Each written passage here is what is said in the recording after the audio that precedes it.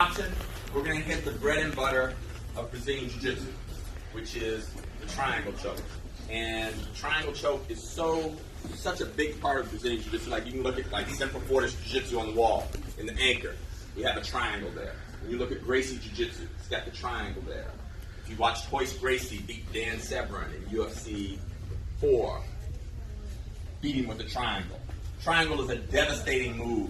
And it gives you so many options. So this time, I'm setting it all up the same way.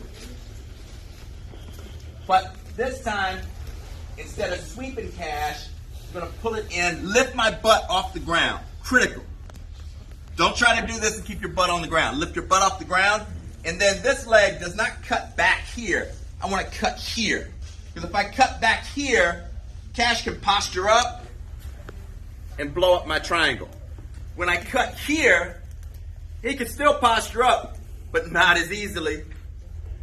And then what I like to do, I like to shoot under this leg to where this bone, the shin bone, is running from one shoulder to the other. And I grab my shin. I keep my toes pointed to the ceiling because that keeps my calf muscle activated. Never put your toes out here. Keep the toes up. Then I can go and lock. It doesn't have to lock like this. I can even lock it like this, but not on my toes. Here. And I get it. Whew, don't go to sleep on me, bro. So, what's important here, like, of course I turned 55 this year. When my toes are pointed out, like, ain't no muscles here. Ain't nobody saying, man, you should be a leg model. It's bad. But when my toes are pointing up, it's activated. It's still quite pathetic, but I'm 55. Give me a break. So, the deal with jiu-jitsu is like an extra quarter of an inch, an eighth of an inch makes a big difference in a choke. So I don't want my toes out where I have the flabby calf. I want the toes up where if you have a muscular calf, it'll look a lot better than this. So this is better for me. It's not so important that this happens. I can even be here. But what I never want to do is point my toes out and then try to do something like this. Because this is, of course, my leg is running across his body, and I'm going to be putting a lot of pressure on the top of my foot and my toes, and I've seen people actually break their foot doing that. So don't do that. So keep the toes up. When you lock, don't lock on that foot. You know, it can even be here, but I want to be at the angle. The reason I like the angle, and understand, like, if you've learned someplace else where they like to do it like straight on triangle, that's not wrong. It's just different philosophy. I like the angle because what the angle does is, one, you cannot pick me up and hit me with the earth. Because if I'm in a street fight or an MMA fight, I do not want that person, but sometimes I might put a triangle on a big person. I do not want a big, strong person lifting me off the ground and then reintroducing me to the earth violently. So when I hit that angle, he can't do that.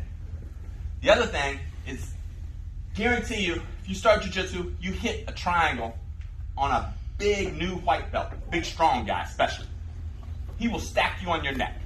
He don't know how to get out, but his best guess is like, just stack you on your freaking spine and bend you over. And you can sustain neck damage. So I take this big guy, and so if I stay in the triangle here, like Cash could drive me back, and fold me over onto my neck and make this horrible. But when I get this angle, now, like, there is no folding me over. He can't drive me into my spine, and he's in a weak position. Let me let this triangle up. He's in a weak position because I don't want my good friend to go to sleep on me. So he's in a weak position. I'm not going to get stacked on my spine, and he's not going to be able to lift my body off the ground. Where here, a big, strong guy could pick me physically up off the ground. But when I hit this angle under his leg, I'm taking that off the table. So he cannot do that. So the angle, just remember the angle in the triangle. And the reason I practice it in here rolling, and I always do the angle, It's just in case if I'm ever in a street fight and I have to put the triangle on somebody, I don't want to be like, oh, this isn't sparring, so let me stay straight on. You know, like, I don't want to differentiate. Every time I do the triangle, I hit that angle. So he's not going to stack me on my spine, and he's not going to pick me up and hit me with the ground. And I'm going to actually show you some other attacks from the triangle when I get that angle. But that's the two main reasons. Let me borrow Julius. So,